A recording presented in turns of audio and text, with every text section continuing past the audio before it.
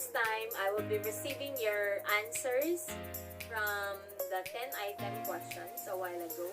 And so while waiting, let's start our lesson for the week, which is we are going to prove theorems related to chords, arcs, central angles, and inscribed angles.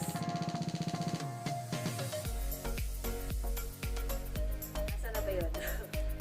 So before we proceed to the activities, let us first recall important points in logical proofs. Okay.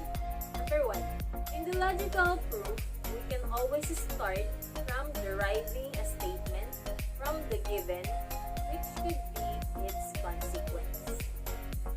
Number 2, the next statement should be a follow-up of the preceding statement leading to the proof.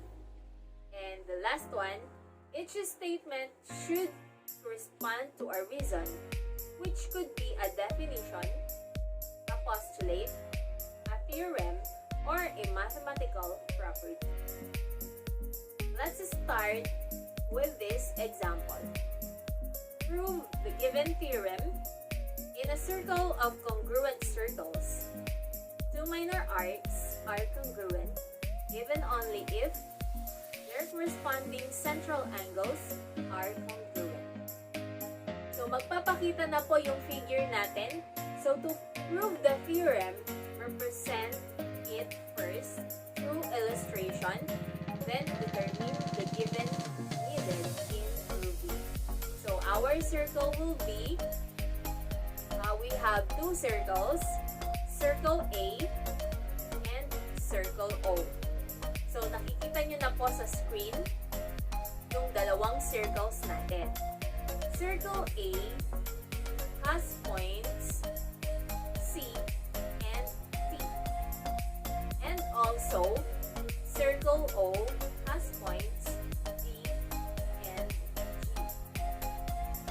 Okay. So from our example, there are two circles given. Two minor arcs are congruent if and only if their central angles are congruent. It is stated in the theorem that if a given circles are congruent, so we can write circle A is congruent to circle O. And then, two minor arcs are also congruent. So we can see the minor arc in circle A, nasa figure po, is arc CT. And the minor arc in circle O is arc DG. So we can write arc CT is congruent to arc DG. If and only if their corresponding central angles are congruent. So we have angle A is congruent to angle O. Thus, we need to prove that the intercepted arcs of the angles are congruent to prove that the theorem is true.